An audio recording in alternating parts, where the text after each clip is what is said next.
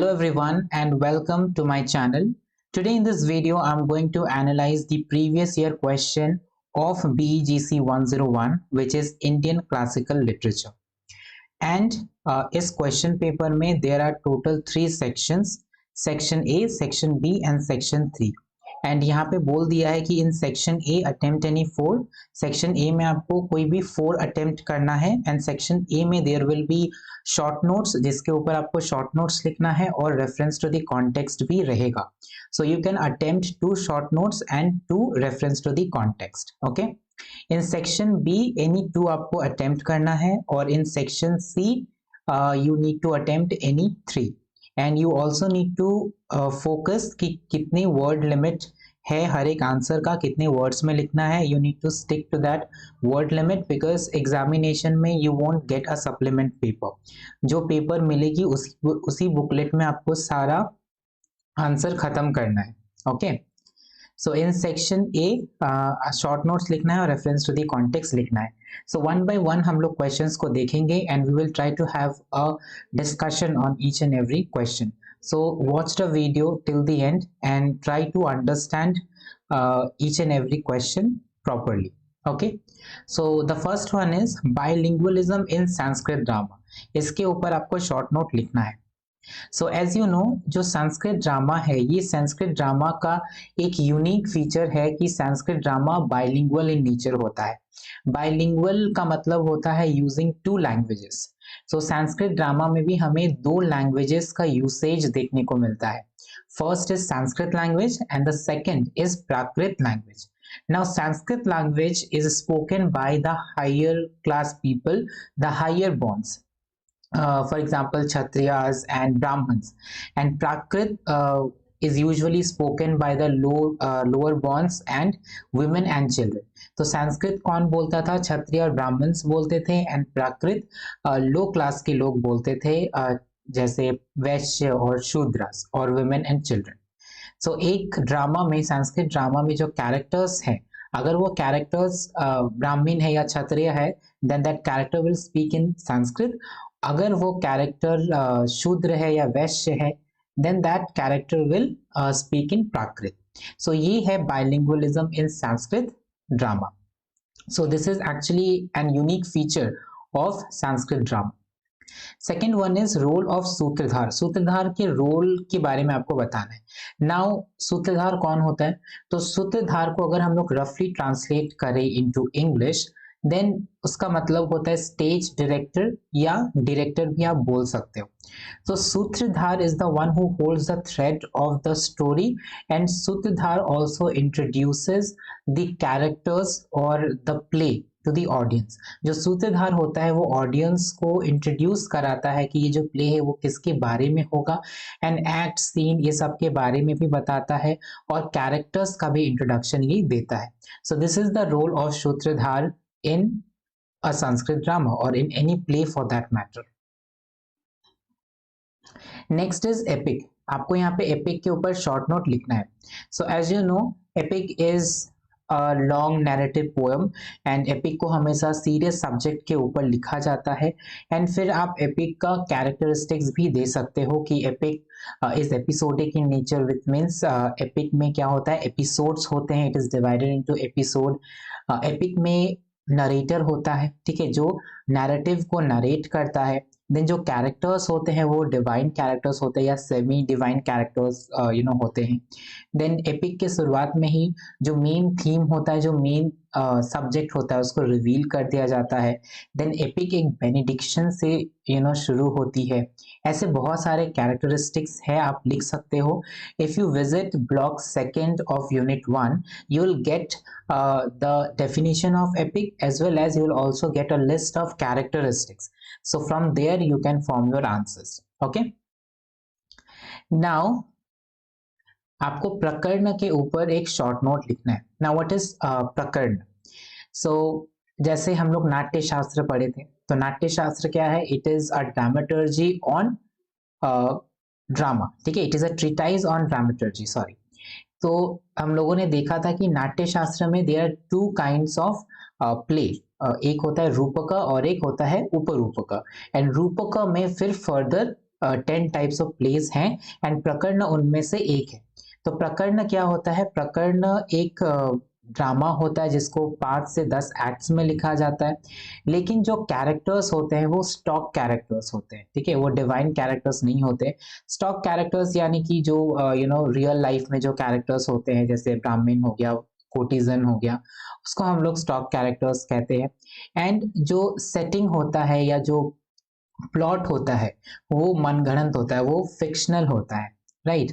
जैसे अभिज्ञान शकुंतला है, उसका जो सब्जेक्ट मैटर है वो एपिक से लिया गया था, लेकिन प्रकरण में ऐसा नहीं होता है। एंड प्रकरण में हमें रियलिज्म भी देखने को मिलता है। रियलिज्म यानी कि Prakarana always depicts what is happening in the society. So एक फेमस प्रकरण का एग्जांपल है मृच्छकटिका। सो मृच्छकटिका में जो जितने भी कैरेक्टर्स है वो स्टॉक कैरेक्टर्स हैं, राइट। उसका जो मेन प्रोटैगनिस्ट है या सेंट्रल कैरेक्टर्स है वो एक पुअर ब्राह्मण है और एक कोटिजन है जिसका नाम है वसंत सेना, राइट। एंड ये सोसाइटी को डिपिक्ट करता है। सो दिस इज प्रकरण। नेक्स्ट है आपको रेफरेंस टू द कॉन्टेक्स्ट, इसमें आंसर करना है। So you shall be lost in his thoughts, though you goad his memory hard, he shall fail to remember you. Now these lines are spoken by Rishi Durvasa for Shakuntala. ये lines किसने बोले थे? ऋषि दुर्वासा ने बोले थे। किसके लिए? शकुंतला के लिए। एक्चुअली हम लोग जब शकुंतला पढ़ रहे थे then we got to know कि शकुंतला और दुष्यंत दोनों गंधर्व मैरिज से शादी कर लेते हैं। उसके बाद जो दुष्यंत रहते हैं वो अपना किंगडम लौट जाते हैं हस्तिनापुर। एंड जो शकुंतला है वो हर्मिटेज में ही रहती है, लेकिन जैसे ही दुष्यंत जाते हैं तो वो बहुत ज़्यादा याद करने लगती है दुष्यंत को, शकुंतला, राइट। फिर एक बार क्या होता है, उनके हर्मिटेज में ऋषि दुर्वासा आते हैं, लेकिन जो शकुंतला है वो दुष्यंत की यादों में खोई हुई थी and she actually did not notice Rishi Durvasa. And Rishi Durvasa is known for his temper, वो अपने टेम्पर के लिए जाने जाते हैं। And he took it as an insult कि ऐसा भी क्या है, क्या हो गया कि उन्होंने मुझे नोटिस नहीं किया, ठीक है। फिर ऋषि दुर्वासा ने ये श्राप दिया कि शकुंतला अभी जिसके बारे में भी सोच रही है वो इंसान शकुंतला को भूल जाएगा। तो ये लाइन तब बोला गया। And one thing you need to remember कि जब भी आप रेफरेंस टू द कॉन्टेक्स्ट को आंसर करो देन फर्स्ट राइट कि ये इसका रेफरेंस कहाँ से लिया गया है, राइट। ये लाइंस कहाँ से लिए गए हैं, कौन इसको बोला है, किस प्ले से लिया गया है, किस पोएम से लिया गया है। Then write about the context, इस लाइंस का कॉन्टेक्स्ट क्या है। Then you can have a personal comment, ठीक है, you can actually personally comment at the end. So 3 structure होने चाहिए आपके रेफरेंस टू द कॉन्टेक्स्ट में when you are answering this kind of question, okay. Next question is, yet there is your precious queen and one through is yet unknown, straight Krishna or Panchal and win yourself back with her. So these lines are spoken by Sakuni, the uncle of Duryodhan, and ये lines किसके लिए बोले गए थे? ये युधिष्ठिर के लिए बोले गए थे, ठीक है। जब डाइसिंग गेम चल रहा था तो युधिष्ठिर सब कुछ हार चुके थे, वो अपने भाइयों को हार चुके थे, अपनी सारी संपत्ति को हार चुके थे, एट द सेम टाइम वो अपने आप को भी हार चुके थे। तब शकुनी बोलता है कि तुम्हारे पास अभी भी एक स्टेक है, अभी भी एक दाव है, ठीक है, तुम अपनी पत्नी को लगाओ दाव पे। तो उनकी पत्नी कौन थी? कृष्ण थी, द्रौपदी थी, ठीक है, कृष्ण और पांचाल, उसको दाव पे लगाओ। एंड हो सकता है तुम उसको दाव पे लगाओगे तो तुम अपने आप को भी जीत जाओ, ये दाव जीत जाओगे, तो then you can win yourself along with her. So ये जो लाइन्स है ये शकुनी ने बोला था for Yudhishthir.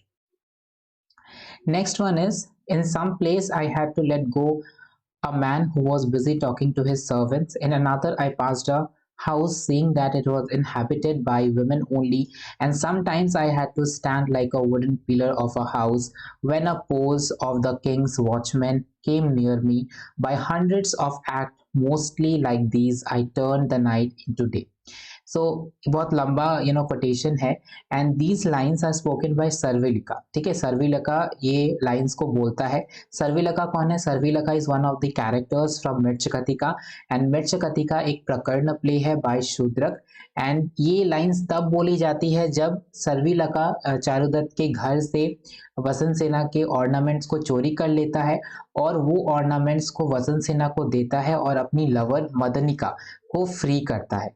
Then he speaks these lines when he is with his lover Madanika. ठीक है, फिर है a chaste woman with only one breast stood in the thick shade of the kino tree, incandescent in its golden flowers. Indra, lord of the immortals who kindled gods, came down, revealed her loving husband to her, and before our very eyes led her to heaven. So these lines are taken from the epic, the Tamil epic Silappatikaram. ये line Silappatikaram से लिया गया है। So if you do not know, Silappatikaram एक Tamil epic है and Silappatikaram is the story of Kannagi and Kovalan. Silappatikaram Kannagi और कोवलम की tragic love story है। पहले क्या होता है कि कोवलम और कन्नगी का शादी हो जाता है, वो लोग अच्छे से रहते हैं। फिर कोवलम क्या करता है, कन्नगी को छोड़ देता है एक कोटिजन के लिए। कोटिजन का क्या नाम था? माधवी था। ठीक है, लेकिन कुछ समय बाद वो रियलाइज करता है कि whatever he has done with Kannagi was wrong and फिर वो उस कोटिजन को छोड़ देता है। फिर वो कन्नगी के पास आ जाता है एंड फिर वो लोग दोनों क्या करते हैं, सिटी ऑफ पुकार जहाँ पे वो लोग ओरिजिनली बिलोंग करते हैं जहाँ से, फिर वो लोग उस सिटी को छोड़ के सिटी ऑफ मदुरई चले जाते हैं। ठीक है, अब वहाँ पे वो लोग अपना लाइफ को शुरुआत से शुरू करना चाहते थे। देन कन्नगी ने क्या किया, अपना एक एंकलेट उसे दिया। एंकलेट क्या होता है? पायल को हम लोग बोलते हैं, ताकि कोवलम उसे बेच के कुछ पैसा कमा पाए और एक नया बिजनेस शुरू कर पाए।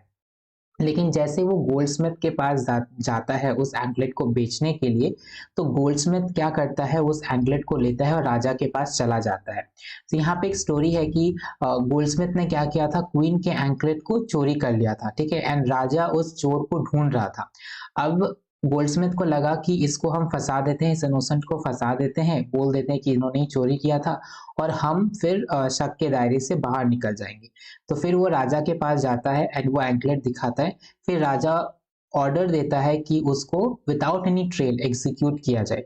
तो कोवलम को फिर क्या करता है, वो लोग मार देता है। अब जैसे ये सब चीजें कन्नगी को पता चलता है, शी बिकम्स वेरी फ्यूरियस। वो अपना दूसरा एंकलेट लेती है और सिटी ऑफ मदुरई में आ जाती है। सिटी ऑफ मदुरई में आने के बाद वो कोर्ट में जाती है और वो राजा से पूछती है कि आपने एक इनोसेंट को क्यों एग्जीक्यूट किया। ठीक है, और वो ये भी कहती है कि she can prove that Kovalam was innocent. फिर वो अपने एंकलेट को तोड़ती है और जैसे ही वो एंकलेट को तोड़ती है तो उस एंकलेट से रूबीज जेम्स निकलते हैं, लेकिन क्वीन के एंकलेट के अंदर क्या था, पर्ल्स था। ठीक है, मोती थे। अब यहीं से प्रूव हो जाता है कि कोवलम ने क्वीन का एंकलेट चोरी नहीं किया था। अब यही चीज को देखते हुए जो राजा था और रानी था, ये लोग गिल्ट से ही वहां पे मर जाते हैं। फिर कन्नगी इतना ज्यादा गुस्से में थी कि वो बाहर निकलती है एंड वो अपना लेफ्ट ब्रेस्ट को उखाड़ती है और सिटी ऑफ मदुरई में क्या करती है, फेंक देती है। एंड जैसे ही वो अपने ब्रेस्ट को फेंकती है, वो सिटी ऑफ मदुरई क्या होता है, जल के भस्म हो जाता है। तो उनके गुस्से को शांत करने के लिए इंद्र आते हैं और भी देवी देवता आते हैं एंड ये रिवील करते हैं, ये बताते हैं कन्नगी को कि तुम्हारा जो हस्बैंड है कोवलम वो हेवन में है and he is waiting for you. And फिर इंद्र के साथ कन्नगी कहाँ चल जाती है, कोवलम चली जाती है। So this is the context of the lines. I hope you understood. So ये था सेक्शन ए। इनमें से आपको 4 अटेम्प्ट करना है। सो 2 आप शॉर्ट नोट्स अटेम्प्ट करना and 2 reference to the context को अटेम्प्ट करना। फिर है सेक्शन बी। सेक्शन बी में आपको कोई 2 अटेम्प्ट करना है और each answer will carry 10 marks और 400 वर्ड्स में लिखना है। सो पहला क्वेश्चन है, right a note on the various literary influences on classical drama. तो क्लासिकल ड्रामा में जितने भी लिटरेरी इन्फ्लुएंसेस हुए हैं उसके ऊपर आपको एक नोट लिखना है। So there has been many literary influences. First Greek influence देखने को मिलता है। सो ग्रीक ड्रामा में हमें एक्ट्स और सीन्स दिखाई मिलता है एंड इंडियन ड्रामा में भी हमें एक्ट्स और सीन दिखाई मिलता है। ठीक है, उसी तरह से ग्रीक इन्फ्लुएंस है, फिर जैन और बुद्धिज्म इन्फ्लुएंस भी हमें देखने को मिलता है। जो एपिक है शिलापतिक्रम, उसमें हम लोग बुद्धिस्ट और जैन एलिमेंट्स देखने को मिलता है। ठीक है, so these are the literary influences on classical Indian drama. तो इसके ऊपर आपको क्या करना है, एक नोट लिखना है। फिर है examine the two worlds of the hermitage and the court in Abhigyan Shakuntala. जो अभिज्ञान शकुंतला प्ले है बाय कालिदास, इसमें आपको दो वर्ल्ड्स को एग्जामिन करना है, हर्मिटेज वर्ल्ड को एग्जामिन करना है और कोर्टली वर्ल्ड को एग्जामिन करना है। सो जो हर्मिटेज का वर्ल्ड होता है, उनमें इस वर्ल्ड में जो लोग रहते हैं वो बहुत ही सीधे साधे होते हैं, प्लेन लिविंग होते हैं, सादे कपड़े पहनते हैं, सादे खाना भी खाते हैं। ठीक है, लेकिन जो कोर्ट में रहने वाले जो पीपल होते हैं वो लोग वर्ल्डली मैन होते हैं, they are also corrupt and वो लोग एक कोड ऑफ कॉन्डक्ट को मान के चलते हैं, उनका एक अपना रूल होता है सोसाइटी में रहने का। So in this way you can examine the two worlds of the hermitage and the code. So if you visit my channel and look for block 1 unit 3rd analysis, you will get the analysis of each and every themes of this play Abhigyan Shakuntala. फिर है what are some of the common features of an epic. तो इसमें epic का कुछ कुछ features या characteristics देना है, गिव एग्जांपल्स, फिर एग्जांपल्स भी देना है। तो अगर आप ब्लॉक 2nd यूनिट 1 में जाते हो, you will also get the definition of epic as well as you will also get a list of common features, जैसे कि एपिक एपिसोडिक इन नेचर होता है, epic is divided into episodes. उसके बाद epic के शुरुआत में एक बेनिडिक्शन भेजी जाती है और शुरुआत में ही मेन थीम और मेन सब्जेक्ट को रिवील कर दिया जाता है। उसके बाद एपिक में डिवाइन कैरेक्टर्स होते हैं या सेमी डिवाइन कैरेक्टर्स होते हैं। तो इस तरह से आप कॉमन फीचर्स को लिस्ट डाउन कर सकते हैं and this is how you can form your answer. फिर है comment on the use of verse and prose in Mrichchhakatikam. So Mrichchhakatikam play में जितने भी वर्स और प्रोज का इस्तेमाल किया गया है उसके ऊपर आपको क्या करना है, कमेंट करना है। So you open the block of Mricchakatika and उसमें जितने भी आपको इटैलिक्स में कोटेशंस दिख रहे हैं, you just have a read on them and you comment on them. ठीक है, आपको पढ़ के उसको क्या लगता है, आपको अपने ऊपर क्या करना है, कमेंट करना है उसके ऊपर। फिर है is there any difference between Sanskrit poetics and Tamil poetics. So Sanskrit poetics और तमिल पोएटिक्स में क्या कोई डिफरेंस है? So of course there is difference between Sanskrit poetics and Tamil poetics. Sanskrit poetics में क्या है, हम लोग रसास का यूज करते हैं in order to show our emotions, लेकिन तमिल पोएटिक्स में हम लोग रसास का सिर्फ यूज नहीं करते हैं इमोशंस को दिखाने के लिए, बट लैंडस्केप का भी हम लोग यूज करते हैं। अलग अलग लैंडस्केप अलग अलग चीज को दर्शाता है। फॉर एग्जाम्पल जैसे हिल्स है, ठीक है, so hills signify lovers meetings. जैसे शी शोर है, signifying secret meetings at the sea shore and lovers anxiety. Wasteland signify करता है a lovers frustrating journey through the deserted landscape. Forest signify करता है happiness through physical and emotional union and lowland signify करता है unfaithful attitude of the lovers. ठीक है, तो हम लोग लैंडस्केप का भी यूज करते हैं, लैंडस्केप का भी बहुत अहम इम्पोर्टेंस है इन तमिल पोइटिक्स। उसके बाद मीटर्स वगैरह में भी क्या होता है, डिफरेंसेस हैं between Sanskrit poetics and Tamil poetics. फिर आता है सेक्शन सी। सेक्शन सी में आपको 3 क्वेश्चंस अटेम्प्ट करने हैं, 800 words each. Okay, so the first one is illustrate the difference and points of comparison between the Shakuntala story in the Mahabharata and in Kalidasa's Abhigyan Shakuntala। so जो महाभारत में Shakuntala episode है और कालिदास ने जो लिखा था अभिज्ञान शकुंतला, इन दोनों के बीच में क्या क्या डिफरेंसेस है, क्या क्या पॉइंट्स ऑफ कंट्रास्ट है, आपको उसको क्या करना है, लिखना है। तो पहला डिफरेंस ये बनता है कि जो शकुंतला एपिसोड है महाभारत में वो एपिक फैशन में लिखा गया है, इट इज अ नैरेटिव। लेकिन कालिदास का जो अभिज्ञान शकुंतला है, द रिकग्निशन ऑफ शकुंतला है, ये क्या है, एक ड्रामा है, hence it is in dramatic form. Okay, दूसरा चीज ये है कि महाभारत में जो शकुंतला एपिसोड है उसमें जो कैरेक्टर है दुष्यंत का वो बहुत ज़्यादा रॉ कैरेक्टर है, बहुत बुरी तरीके से प्रोजेक्ट किया गया है, ठीक है। लेकिन कालिदास ने बहुत सारे एलिमेंट्स को ऐड किया है और कैरेक्टर्स को विद सिंपैथी ट्रीट किया है। जैसे उन्होंने कर्स एलिमेंट ऐड किया है, टोकन ऑफ रिकग्निशन या टोकन ऑफ रिंग को भी ऐड किया है, टोकन ऑफ लव को भी ऐड किया है। So he has added several elements and he has also made the character of Dushyant much more pleasing, ठीक है, मच मोर प्लीजिंग बनाया है दुष्यंत के कैरेक्टर को। So these are the points of contrast, these are the differences between Shakuntala story in the Mahabharata and Kalidasa's Abhigyan Shakuntala. फिर है examine the notion of fate in the Mahabharata, give some examples from the text. So Mahabharata में जो fate का जो notion है उसके बारे में आपको बताना है और एग्जांपल्स भी देना है। तो जब हम लोग महाभारत को पढ़ रहे थे as a literary text, then जो फेट है वो एक रेकरिंग थीम है, एक मोटिव है। एंड दुर्योधन भी इस पे यही कमेंट करते हैं कि जो फेट है वो अनऑल्टरेबल है एंड ह्यूमंस का कोई भी इसमें हाथ नहीं है, कंट्रोल नहीं कर सकता है फेट को कोई भी। बिकॉज दुर्योधन ने बहुत सारे कॉन्स्पिरेसीज की थी against the Pandavas, but Pandavas हमेशा बच निकले, ठीक है। तो दुर्योधन इसीलिए कहते हैं कि फेट इज अनऑल्टरेबल। फिर है critically analyse the theme of instability of Mrichchhakatikam. So Mrichchhakatikam में जो थीम है, थीम ऑफ इनस्टेबिलिटी, उसको आपको क्या करना है, एनालाइज करना है। Next is what do you understand by the term Sangam literature. तो संगम लिटरेचर से आप क्या समझते हो? तो कोई भी लिटरेचर को अगर हम लोग तमिल लैंग्वेज में लिखते हैं, any literature which is written in Tamil language, that literature refers to as Sangam literature. उस लिटरेचर को हम लोग क्या बोलेंगे, संगम लिटरेचर बोलेंगे, ठीक है। फॉर एग्जाम्पल शिलापतिक्रम, शिलापतिक्रम क्या है, एक संगम लिटरेचर का एग्जाम्पल है। और भी ऐसे लिटरेचर है, if you search on internet you will get it. फिर examine Sharvilaka as a person of art and imagination, give examples from Mrichchhakatikam.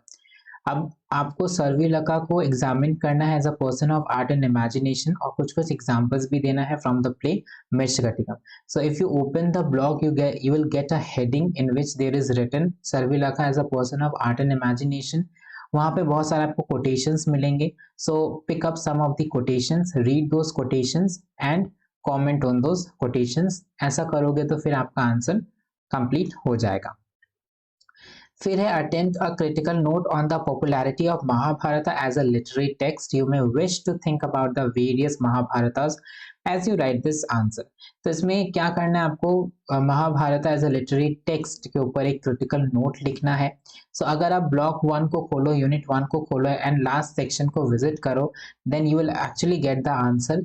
And आपको ये पता चलेगा कि महाभारत को एज अ लिटरेरी टेक्स्ट के रूप में भी हम लोग देखते हैं।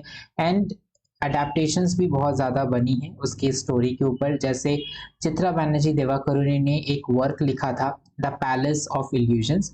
तो ये भी क्या है, ये स्टोरी महाभारत से ली गई है, पर इसकी जो स्टोरी है it is centred around Draupadi. ये द्रौपदी के अराउंड सेंटर्ड है। Next question is what are the different types of plays according to the Natya Shastra. सो नाट्य शास्त्र के अकॉर्डिंग कौन कौन से डिफरेंट टाइप्स ऑफ प्लेज है आपको वो लिखना है। So as I told you, Natya Shastra क्या है, नाट्य शास्त्र एक ट्रीटाइज है ऑन ड्रामेटर्जी एंड इसे नाट्य वेद या पांचवा वेद भी कहा जाता है। क्यों कहा जाता है, बिकॉज जो 4 वेद है, ऋग्वेद, सामवेद, यजुर्वेद एंड अथर्ववेद, इन सभी वेदों से कुछ कुछ एसेंस लेके नाट्य शास्त्र को लिखा गया है, नाट्य शास्त्र को कंपोज किया गया है। इसलिए इसको नाट्य वेद भी कहा जाता है और 5वां वेद भी कहा जाता है। And it was composed bye Bharat मुनि। इसको किसने कंपोज किया था, भरत मुनि ने कंपोज किया था। एंड नाट्य शास्त्र में there are 2 major types of plays और ड्रामास, रूपक एंड उपरूपक। फिर रूपक में भी क्या है, 10 डिफरेंट काइंड्स ऑफ हमें प्लेस देखने को मिलता है। तो मैंने यहाँ पे सारा जो प्ले है 10 डिफरेंट टाइप्स ऑफ प्ले, मैंने उसको क्या किया है, लिख दिया है। एंड वही सब आपको इस क्वेश्चन में लिखना है। फिर है discuss the theme of love and marriage in Abhigyan Shakuntala. तो अभिज्ञान शकुंतलम में जो थीम का यूज किया गया है, लव एंड मैरिज थीम का जो यूज किया गया है, उसको आपको क्या करना है, डिस्कस करना है। So whenever we read the play Abhigyan Shakuntala, we come to know कि there are two themes of love, love in separation और लव इन यूनियन। ठीक है, तो इस प्ले में भी हमें लव इन सेपरेशन भी देखने को मिलता है और लव इन यूनियन भी हमें देखने को मिलता है। एंड जो शकुंतला थी और जो दुष्यंत थे, ये दोनों गंधर्व मैरिज करते हैं। ठीक है, which is a secret marriage. तो यही सब आपको इस आंसर में लिखना है। So this was it and I hope कि आपको ये वीडियो अच्छा लगा and this video was helpful. So if this video was helpful, then please give it a like and do subscribe to my channel for more videos like this. Till then, bye bye and happy learning.